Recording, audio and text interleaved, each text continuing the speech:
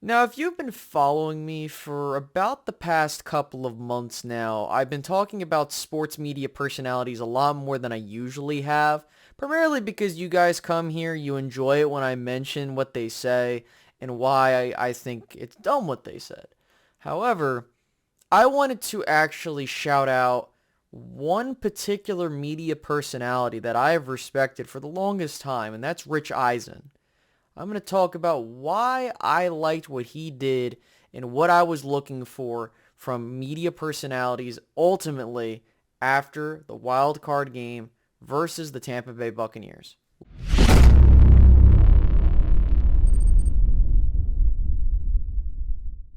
Now, Rich Eisen did take Tampa Bay to win the game, and he did mention why he wanted to pick Tampa Bay, which I'm like, okay, that's fine.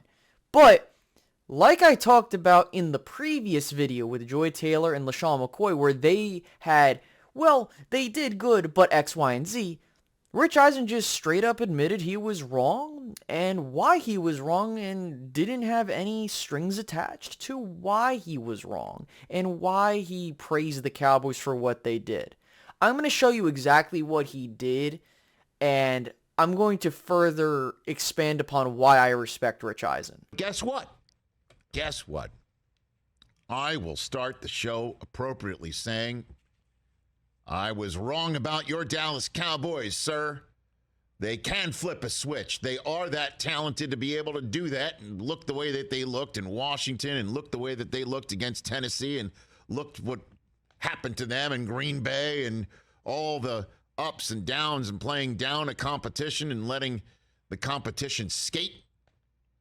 They went into Tampa last night and told Tom Brady, not today. And if there's a tomorrow for you, sir, congratulations. You'll let us know what you're thinking about it when you know. Because tonight's the night we know we are the Dallas Cowboys that won 12 games this year. We are the Dallas Cowboys that does have talent at damn near every spot. We are the Dallas Cowboys that can hit the home run ball. We're the Dallas Cowboys with a quarterback who can run and throw. We're the Dallas Cowboys with a lion in the pass rushing position. We are the Dallas Cowboys with a sniper in the back end. We're the Dallas Cowboys with linebackers who can cover. We are the Dallas Cowboys who can do it all except kick extra points. But other than that, we're the Dallas Cowboys. Oh, And yes, we know that Tom Brady came into this game last night with the exact number of career playoff wins as the Dallas Cowboys. 35. That is a fact. Wow. Somebody was going to emerge last night with a 36th all-time playoff win. It's either Tom Brady or the Cowboys organization as a whole. And it was the Dallas Cowboys, and not just the Dallas Cowboys, but decisively. Yes, it didn't look pretty to begin with, but the defense showed up when Dak and the offense began by a sputter.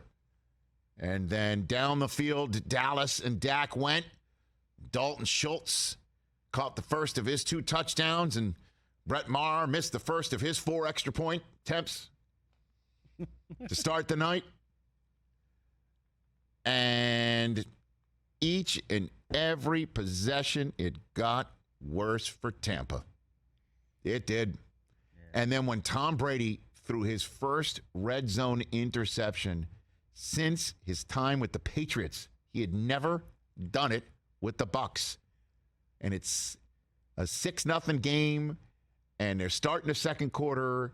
And at the very least, you think it's going to be a field goal game if the red zone problems that had been roosting in Tampa damn near the entire season, all year long, having trouble in the red zone. They're having trouble on 3rd and long, having trouble in the red zone, having trouble running the football, having trouble all over the lot. But the one thing that they didn't have in the red zone was an interception from their quarterback. And Brady flipped it up in the air. Looks like he was throwing it away. Tried to, yeah. And to come away with no points and the Cowboys then to start putting touchdown after touchdown on the board. was impressive. And the Buccaneer team that could not show up last night was the team that relied on Tom Brady to throw it and throw it and throw it because they couldn't run it worth a lick, or the score mandated or dictated the abandonment of the run game.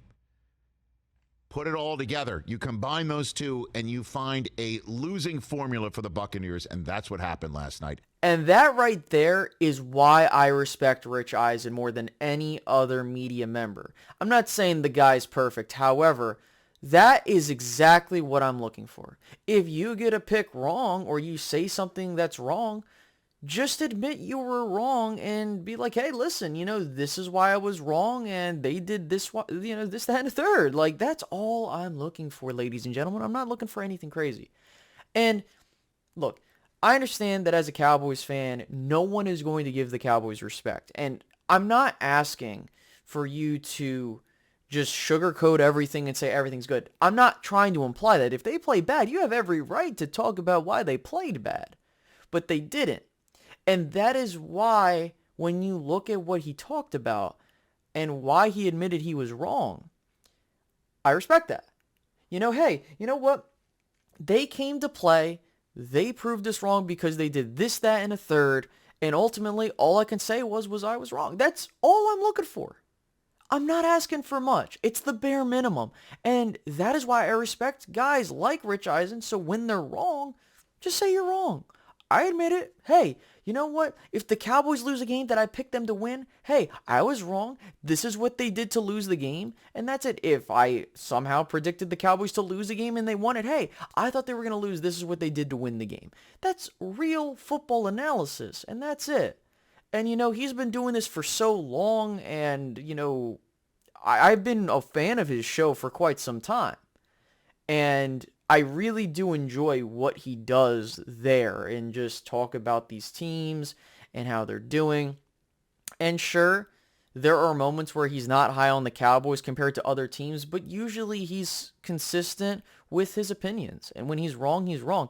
Now, again, nobody's perfect. We're human. I understand that. But I think it's important to point out good media members when they're there. I think that is exactly what we want to see, is the accountability of showing I was wrong and this is why.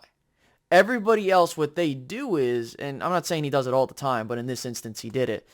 Everybody else, they just sweep it under the rug and then they just either provide an excuse for why something happened or they just act like they didn't say anything bad about the team, right?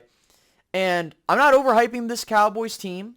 By no means, and I don't blame anybody for not doing that, okay? I mean, he has been, Rich Eisen, that is. He's talked about the 49ers being really good, the Eagles being really good. I mean, he's been very, very good with his coverage this year, and pretty much every year. So, with that being said, I mean, he does cover the other sports too, I think. I haven't really looked at I know he does the baseball stuff, and they talk about baseball here and there. But again, it's been a while since I've seen some of his other content, but I usually focus in on the football stuff.